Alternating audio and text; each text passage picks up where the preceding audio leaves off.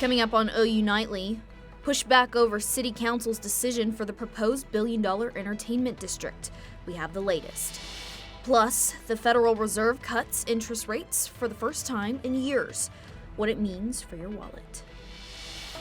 And we're live at the Oklahoma State Fair to let you know all the fun that's happening here and what to expect going into tonight. And if you plan on coming out to the fair, I'll have all you need to know with your forecast coming up. This is OU Nightly.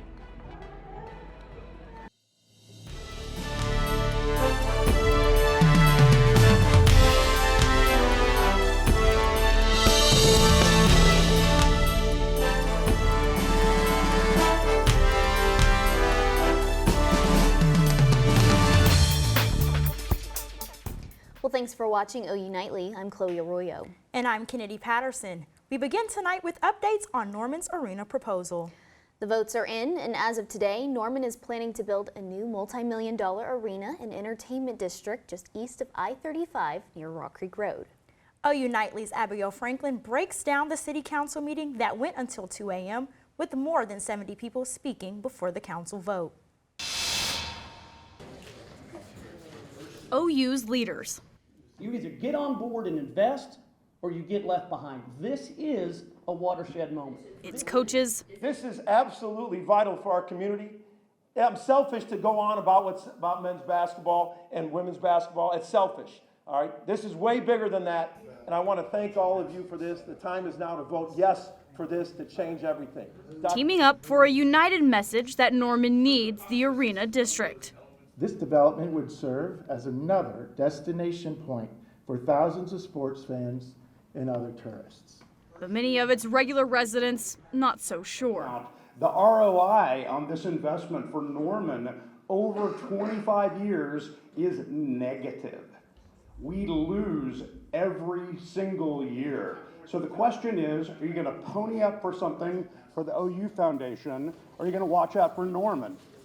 The war of words went 7.5 hours before the vote. All votes have been cast and the motion passes by a vote of 5-4. Leaving many leaders happy. Amazing night. Could not be more proud of the City Council. Lots of discussion, but it ended in something that I believe is going to go down in the history books of the City of Norman and for the University of Oklahoma as a watershed moment. But those against it, ready to fight on. Well, what we will do is we will begin the process of the referendum petition now. They say they'll petition to override the council vote and let the people decide. We'll get that finished putting up together and get it out and start getting signatures gathered for it. At Norman City Council, Abigail Franklin, OU Nightly.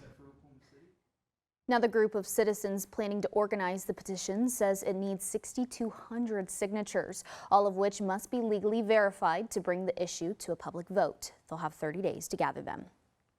And interest rates are hurting the pockets of many Americans, and relief may finally be on the way. The Federal Reserve announced its first rate cut since 2020.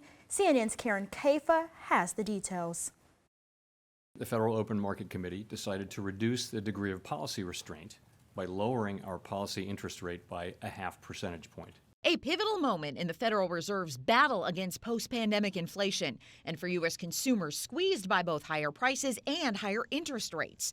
The Fed starting to peel its key interest rate off of a 23-year high, setting the wheels in motion for consumers to eventually see relief on debt payments from credit cards to auto loans to mortgages. But that relief won't come immediately or quickly as the Fed keeps an eye on inflation and the slowing labor market to guide future decisions. They have to look at this job market and figure out, is this a return to normal or is this a slowdown that we need to be concerned with?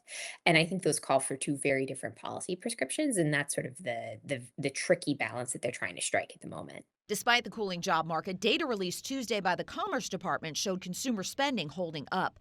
Most economists viewing the Fed's September meeting not as an end of an era for interest rates, but the beginning of a new one. And I think everyone agrees right now that, including the Fed officials, that interest rates are going to head much lower because that's ultimately needed to sustain a healthy rate of economic growth. The Federal Reserve hiking interest rates 11 times starting in March 2022. The central bank's last increase was in July 2023. The Federal Reserve officials expect unemployment rates will raise to about 4.4% and more rate cuts by the end of the year. Well, it's that time of year. The Oklahoma State Fair is in full swing, now just in time for it to warm back up this week. That's right. OU Nightly meteorologist Sam Patterson is live at the fair for the entire show to give you the forecast. Sam, how's it feeling out there?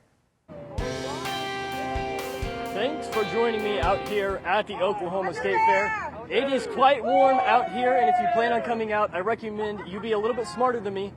Bring the sunscreen.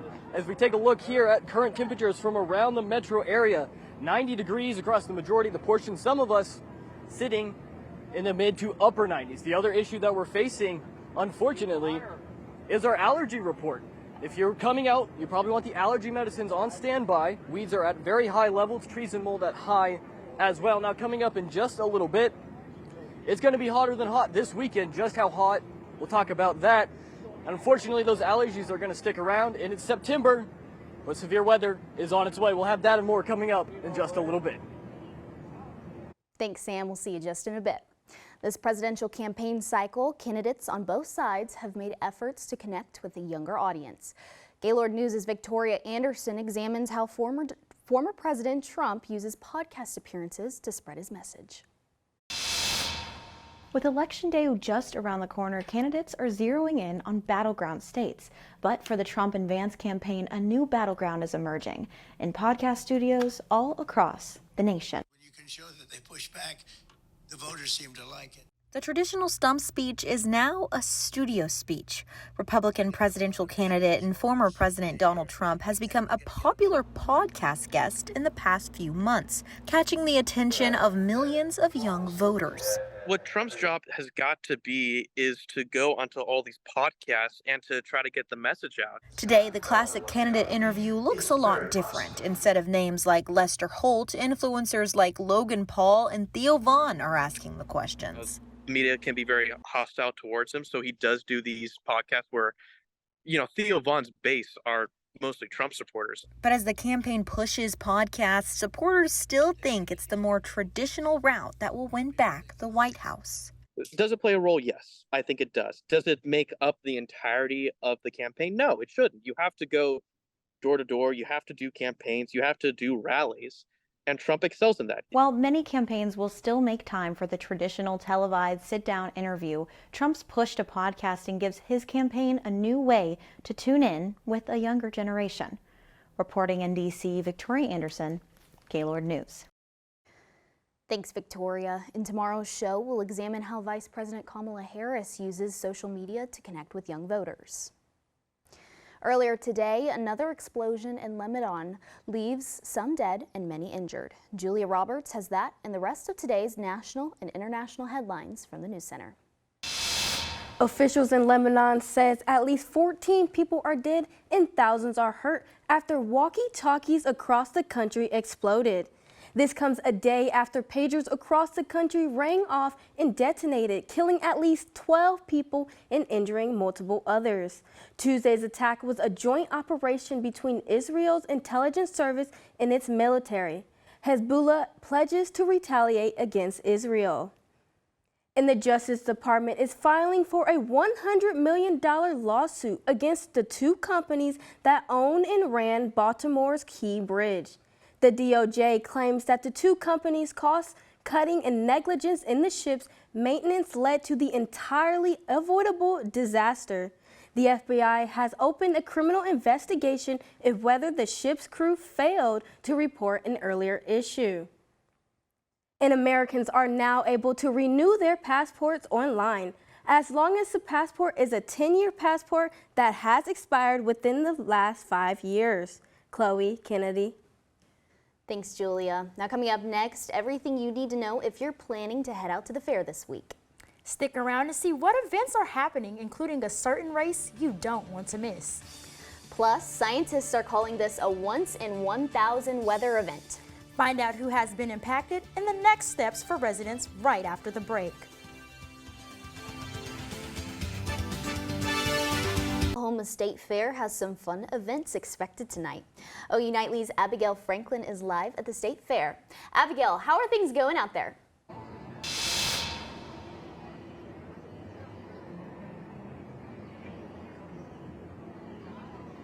Yeah, guys, we're having a great time out here. There's a lot of good, fun things to do today and going into tonight. There's already people riding the rides all day long today. They're grabbing the fair foods, all the drinks, all the fair staples you can possibly think of. People have them in their hands and they're enjoying their time out here.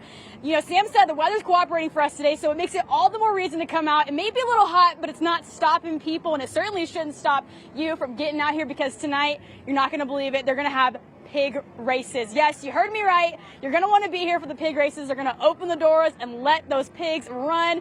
The winner's going to get a cookie, so I think it's going to be a great time. I'm thinking of staying myself because I just can't miss out on the opportunity. So the fair has 4 more days to go. So if you haven't gotten the chance to come out here, you're going to want to get out here and enjoy it. You still have time to get out tonight to enjoy the pig races. But live at the Oklahoma State Fair, Abigail Franklin, OU Nightly. Thanks, Abigail. And fires are burning throughout areas of Portugal and North Carolina homes on the brink of collapse. Colson Pocock brings us the details in Earth Report. Over 100 wildfires are burning across northern Portugal, killing at least 7 people. The fires have caused many scenes like this one, burning over 37,000 acres so far. Right now, 240 Spanish soldiers are deployed in the area to help with relief. Water dumping planes from France, Spain, and Italy are also helping combat the fires. Now to North Carolina, where a state of emergency is issued after historic rainfall dumped 18 inches of rain in just 12 hours. The National Weather Service is calling the storm a once-in-1,000-year event. Authorities in North Carolina say multiple people have been rescued from vehicles and homes. It's not clear if there were any injuries or deaths as a result of the flooding. Also in North Carolina, high winds and king tides are threatening the collapse of homes in the Outer Banks area. According to the National Park Service, 7 homes have collapsed in the area in the last 4 years. The homes are being heavily damaged by the waves and are expected to fall at any moment. Residents say nearby roads have now become covered by salt water. And the supermoon was last night. Did you see it? NASA says the phenomenon makes the moon look 30% brighter and 14% larger. Chloe, Kennedy, back to you guys. Thanks, Colson. And are you the next millionaire? Oklahoma lottery officials say the ticket worth millions has been purchased. Find out what the winning numbers are after the break.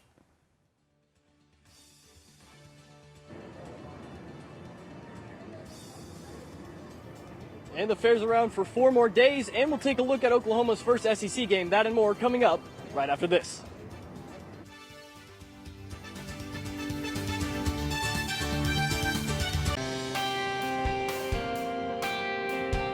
Welcome back to OU Nightly Live here at the State Fair. As we saw a little bit earlier, temperatures already in the lower 90s, and they're about the same right now, still mid to upper 90s for us across the metro area.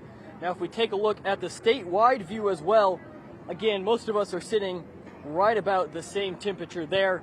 And unfortunately, we are only going to get hotter as we continue throughout the next couple of days. But if you plan on heading out tonight, let's take a look at your hour by hour. Going to stay about 90 until the sun goes down around 8 p.m. and then we'll start dropping back down through those 80s, probably bottoming out in the mid to upper 70s. Now, unfortunately, or I guess it's not unfortunately, we've been needing some rain for quite a while, and it's on its way. We'll take a look at this futurecast real quick. You can see some storms tonight, mostly over the Panhandle in western Oklahoma, but they will move over the metro area. We probably won't get anything severe or too intense. Could see a few sprinkles, nothing to really interrupt our plans for tonight, And then we just have some clouds scattered about tomorrow, mostly sunny for us though, as we move throughout our Thursday. And Friday, same story there. We could see a few spotty showers, nothing significant, but it's September in Oklahoma, but we have severe weather just like it would be April or May. We have a marginal risk of severe weather with the hail and wind threat, the highest there. And we are also on record high watch. Tomorrow we forecasted a high of 97. The city record is 98 degrees. Same story on Friday. That high is 100. Still within 2 degrees of that high though. So if you are out tomorrow, the next couple of days, be sure to drink plenty of water.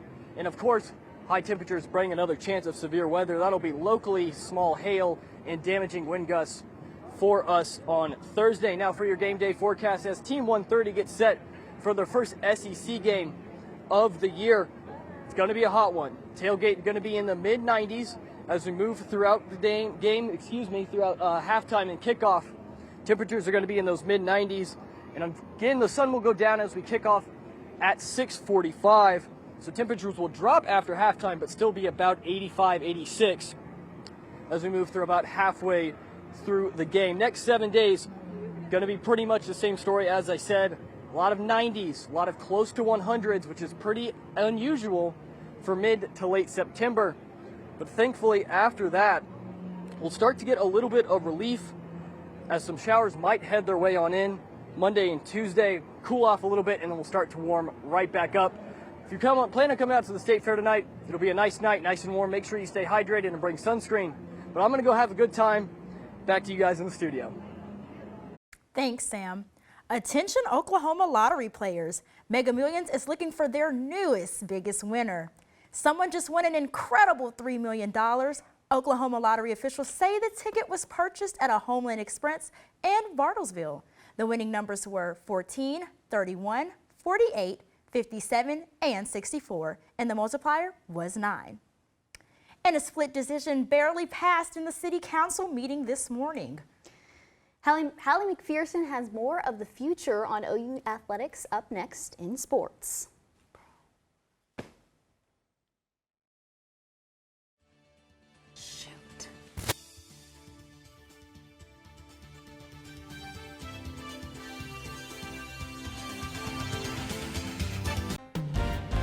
Hello, I'm Hallie McPherson, and it's time for sports. Last night, a new potential stage was made. The Norman City Council approved the Rock Creek Entertainment District. It was a close call with 5 members of Norman City Council saying yes and 4 saying no early this morning. This entertainment district could be home to the OU basketball teams and women gymnastics team. And according to OU's athletic director, Joe Castiglione, the arena will open in 2027 or 2028. SEC Commissioner Greg Sankey announced his excitement for the new arena. Sankey says this proves OU's commitment and the support of student athletes. And OU men's basketball head coach Porter Moser has experience of how basketball in a community can just mean more. Took a job over in 2011 at a school that wasn't forward thinking. They weren't growth minded. They were single focused. And I was pushing for the growth of basketball and what it could do for the community.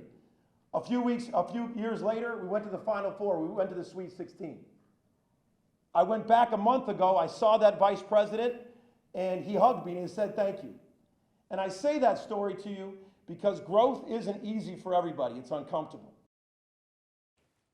Keep marking your calendars. OU softball announced their 8-game 2024 fall schedule today. The Oklahoma Battle Series will continue in early October. Then the Sooners will hit the road to Texas A&M Commerce and continue the rest of their games at Love's Field, closing out with another Oklahoma Battle Series in November. Kennedy, Chloe. Thanks so much, Hallie. Now, a Girl Scouts project means more than a badge to her and her community. See how her passion is impacting those around her when OU Nightly returns.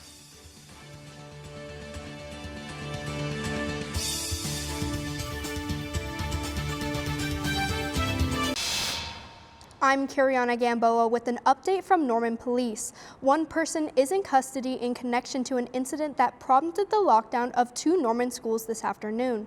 Police say it happened along Cockrell Avenue near Jefferson Elementary and Longfellow Middle School. NPD says the schools were placed on a lockdown as a precaution while the officers looked for the individual. Chloe, Kennedy. Thank you, Kiriana. When we think Girl Scouts and boxes, their infamous cookies come to mind, but one Virginia girl is providing her community with a different box. Temperance Vandal's Blessing Box started from her passion of helping others. Yeah, and the box is non-perishables and hygiene products are free to anyone. And though a badge will be given, Vandal says impacting struggling families is what makes her happy. Well, I think we can all agree that it's been much warmer this week, but you know, with the fair, it's just the perfect time. So, Final check of the weather. Sam, what do you have out there? Like I said, nice and warm for us today. It's going to be hot the next couple days, record watch. Stay that way for quite a while. Back to you guys in the studio. All right, thanks, Sam. And thank you for watching OU Nightly. I'm Kennedy Patterson, and be sure to watch OU Nightly live weekdays at 4:30. Good night.